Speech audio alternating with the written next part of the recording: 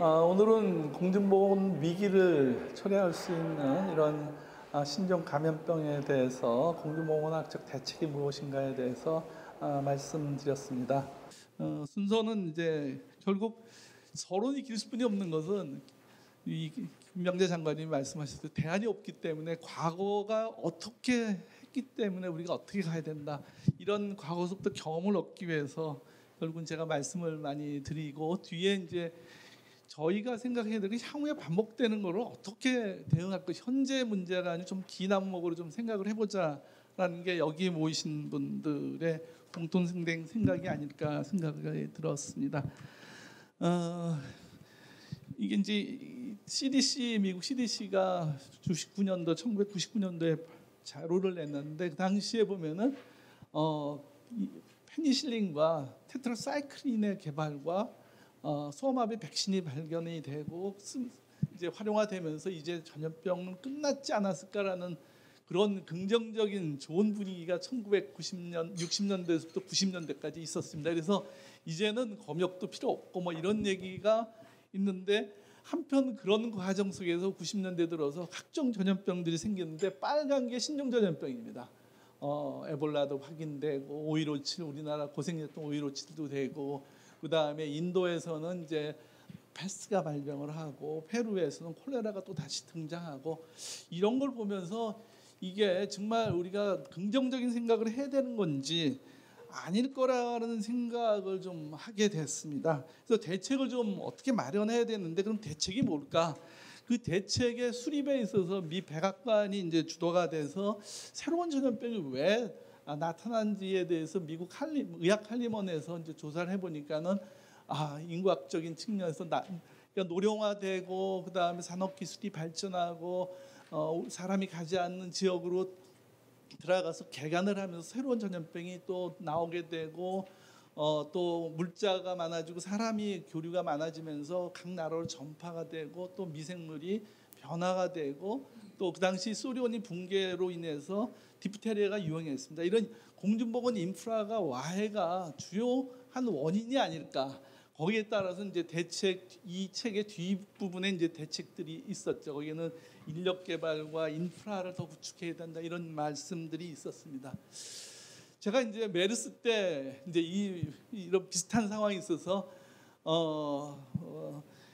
한번 우리가 향후에 어떤 대책을 세워야 되는지 조지 타운대에서 회의가 있어서 한번 갔더니만, 파우치 박사가 이제 아까 그 그림을 만드신 분이 나왔는데, 제가 우리 메르스 환자를 보고 당신은 우리가 예측을 할 수 있겠느냐, 앞으로 어떤 질환이 생길 수 있는지. 그래서 이 슬라이드를 보면서 이분이 하시는 말씀이, 자기도 예측을 못한다, 여태까지 예측을 했지만 다 실패를 했다, 그런 말씀을 저희들한테 얘기해 주셔서 그만큼 신종 감염병의 예측이라는 것이 상당히 어렵구나라는 생각을 했습니다. 근데 신종 감염병이 다 후진국 전염병이 아니라는 것이 드러나 있죠. 미국에서 가장 많이 생기고 있죠. 또 이런 신종 감염병 중에서 예를 들어서 항생제 내성, 그 다음에 매개 곤충에 의한 전염병, 그 다음에 인수공통 감염병, 이런 부분들이, 이 노란 쪽에가 바로 이제 노란제 것들이 그런 부분들인데, 질병에 따라서 좀 선진국에서 많이 생기는 질환이 있고, 후진국 수인성 전염병, 인수공통 전염병은 선진국보다는 이제 후진국에서 많이 생기고, 이런 모습을 보면서 실제로 많은 전염병들이 선진국에서 발생을 하고 있다라는 것을 말씀을 좀 드립니다. 그래서 과연 그런 대책들이 그동안에 무엇을 했느냐라는, 20년 후에 그 보고서에 20년 후에 같은 분이 썼는데, 결국은 진단과 치료에 유전체를 활용해서 감시체계를 활성화시키고, 또 얼러트 시스템을 만들어서 대응이 잘 됐다. 그래서 앞으로 이런 것들에 대한 대책은 좀 더 긍정적이지 않을까라는 말씀을 좀 저도 듣고, 과연 그럴까, 그런 생각을 많이 했습니다. 제가 이제 작년에 안식년을 맞이해서 이게 초기에 이제 검역을 했던 도시들입니다. 검역을 했던, 지금은 이게 다 카페로 바뀌었더라고요. 가보니까요. 광시의 건물은 남아 있는 것 같아요. 그래서 결국은 신종 전염병이 옛날 했던 이런 검역소의 역할로 되돌아가는 게 아니었을까, 그런 생각을 좀 해봅니다. 하나는 이제 크로아티아고 하나 베네치아인데요. 우리나라의 검역법이 있죠. 그래서 지금 검역법의 중심이 콜레라 패스트 확률에서부터 2005년도에 바뀌었는데 이것 이외에 이제 WHO가 하도 전염병이 많이 발생을 하니까는 국제보건 규칙을 바꿔서 이 보더라인에서 하는 것서부터 원소스서부터 이제 질병을 컨트롤하겠다. 그 다음에 모든 질병 리스트를 만들어서 이렇게 3개만 하던 것을 모든 공중보건 위기 대응에 다 이 WHO가 관여를 하겠다. 이런 식으로 이제 변화가 되고 이러기 위해서는 각종 가이드라인 만들고 시나리오를 만들어서 대처하는 것으로 이제 2005년도에 바뀌었습니다.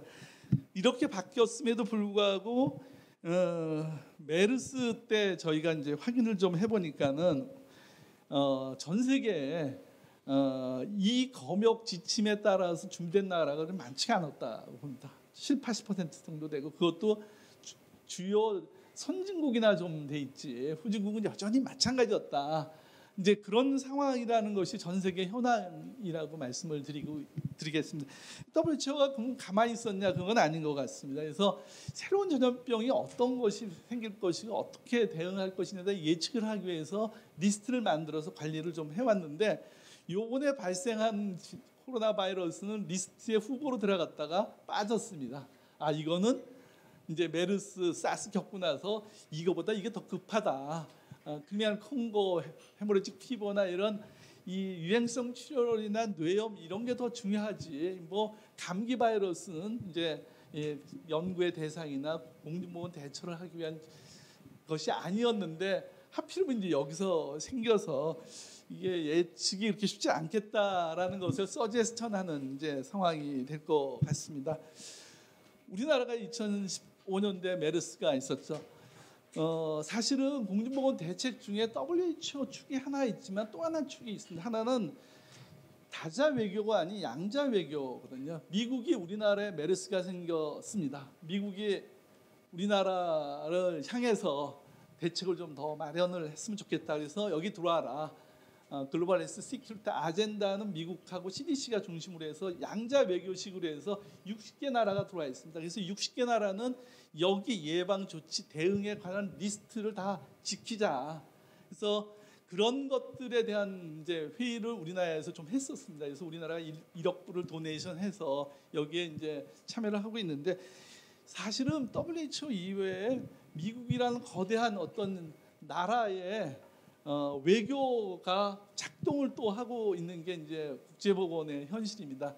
란셋에서 그러면 지금 현황을 우리가 풀 때 중요한 것이 법은 어떻게 돼 있느냐, 치료 시설은 어떻게 돼 있느냐, 난민들이 많은데 이 난민을 통해서 문제가 해결을 하기 어려운 문제들이 일어나는데 이 문제는 어떻게 할 것이며 환자를 격리시킨다고 문제 해결될 것이냐, 치료 약제는 어떻게 되냐, R&D는 어떻게 되냐, 뭐 감시 체계는 어떻게 되느냐 이런 부분들에 대한 고민들을 전반적으로 해야 되겠다는 가이드라인을 좀 이제 란셋에서 이 당시에 이제 발표를 좀 했었습니다. 아마 이런 것들이 대책을 세우는 데 상당히 많은 도움이 됐을 것으로 봅니다.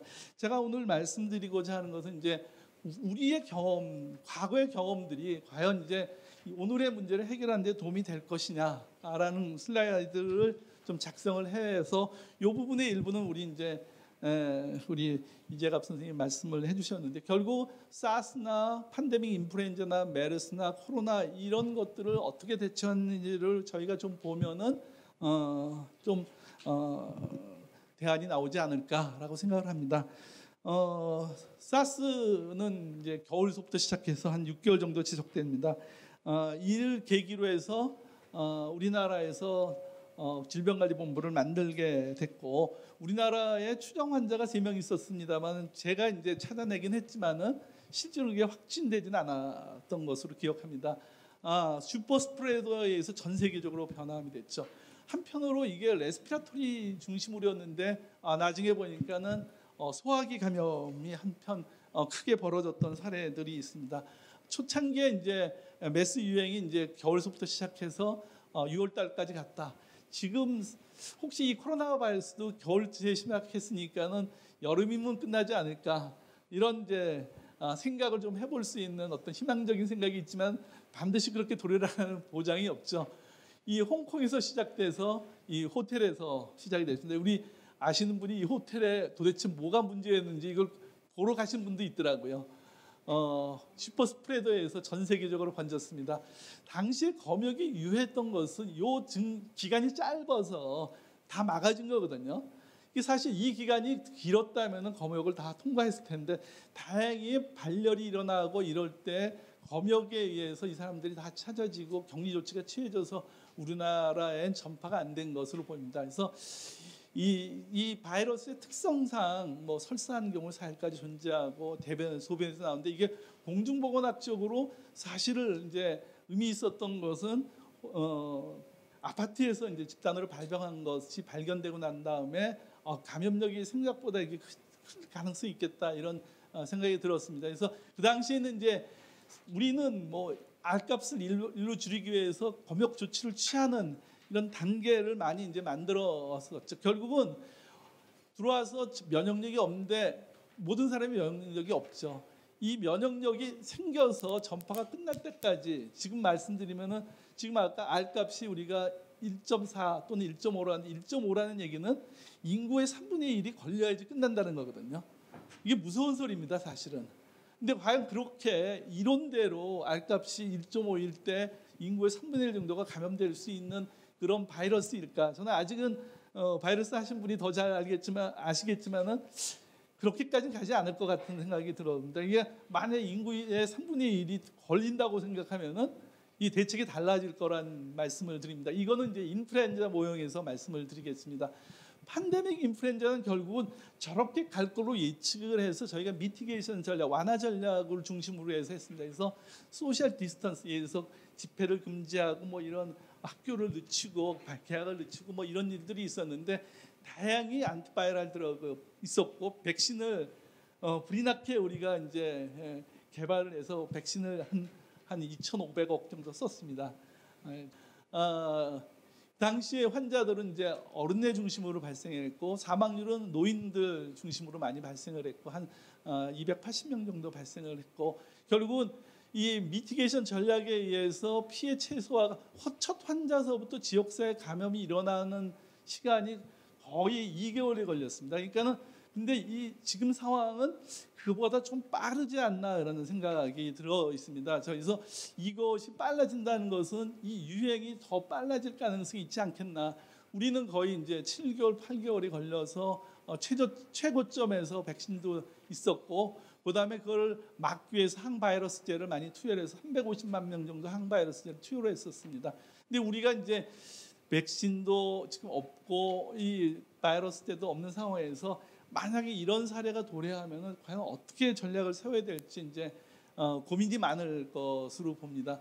이와 달리 메르스는 결국 이제 사우디아라비아에서 한 사람이 들어와서 결국 슈퍼 스프레더에 의해서 병원 감염 중심으로 일어났는데 중환자 관리가 이제 핵심이 되는 전염병이었죠.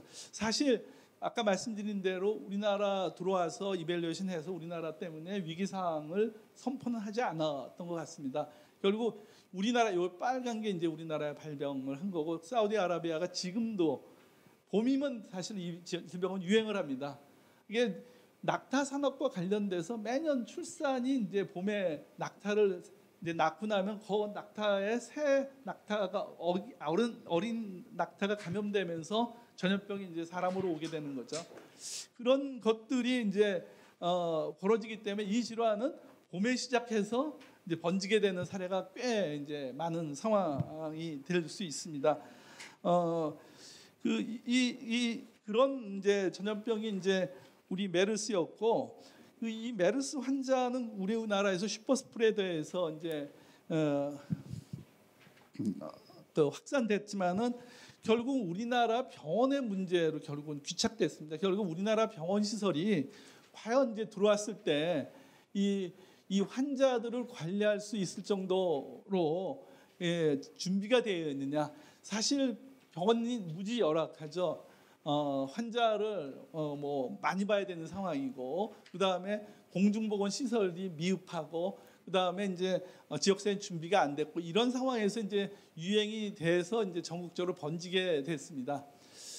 과연 이제 우리 이 코로나 바이러스는 어떻게 될 것이냐?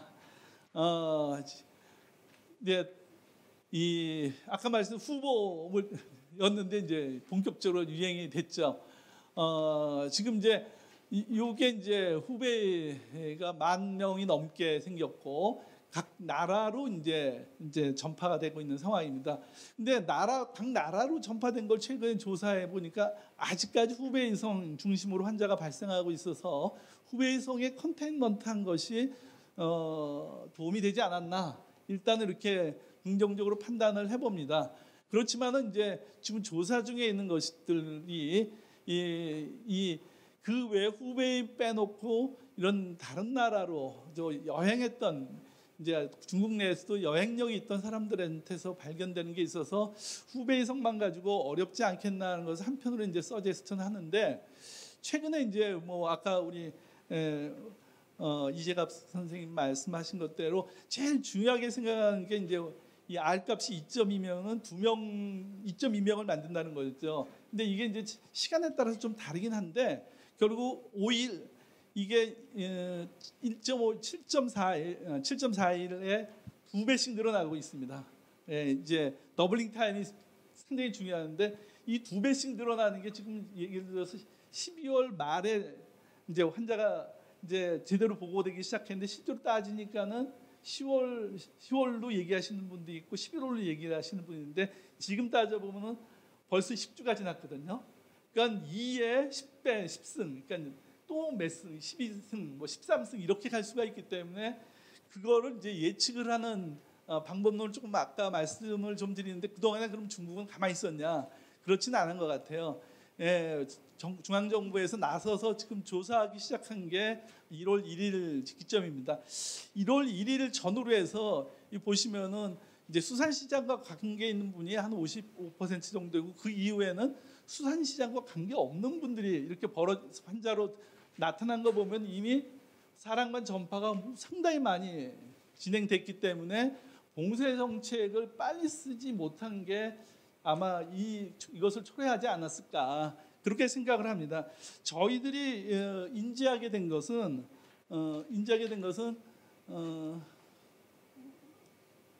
아마 국내 학자들께서 인지하게 되신 거는 이때 1월 7, 8일에 이제 CDC가 새로운 전염병이 발생을 했다. 아마 그때서부터 관심을 갖게 되고 우리는 그 한지 얼마 안 돼서 13일에 벌써 타일랜드에 생겼습니다. 얼마 안 돼서 우리나라에 19일 날 생겼거든요. 이 환자의 전파가 생각보다 빠르다라는 것을 이제 알 수 있었는데 최근에 이제 모델링한 것이 이제 걱정이 되기도 합니다. 이게 모델링에 의하면은 전파 속도가 상당히 빨라서 우한 중심으로 해서 한 7만 명 정도 환자가 생긴다고 생각을 하고 이게 이제 해외로 전파되는데 이 환자에 대해서 추정을 한 것들이 있습니다. 우리나라에 서울에 5만 한 6천 명, 뭐 홍콩에 7천 명 이 정도의 환자가 생기고 방콕에는 16,000명 정도 환자가 있을 거라고 가정하는데 이거는 단순히 비행기를 지금과 같이 그대로 운영했을 경우에 이제 증가한다고 얘기를 하는 거고 실제로 이런 상황은 안 벌어졌죠, 사실은요. 이거를 예측했을 때는 조건이 이제 통제 정책이 없었을 때의 얘기입니다. 그래서 다만 아까 해외 유출되는 이 이제 모델링을 우리가 감안을 해서 우리가 대책을 세워야 된다 이런 거를 말씀드리기 위해서 제가 말씀드린 이 숫자는 이제 별로 인용하실 필요는 없을 것 같다는 말씀을 드리고 결국 우리가 알고 있는 것과 알아야 될 것들 결국 지역사회 전파가 계속해서 얼마나 생길 텐데 R값이 2.5 또는 2.6 이럴 때 준비해야 될 상황들 빨리 병원들로 의심 환자가 올 경우에 대비해서 홍보, 국민들에 대한 홍보, 중환자 관리의 홍보 이런 것들이 공중보건 대책으로서 빨리 해야 될 부분이 아닐까 이렇게 생각을 하고 있습니다. WHO도 6가지 전략을 내놨습니다. 6가지 전략 중에 오늘의 논의는 사실은 이제 이거죠.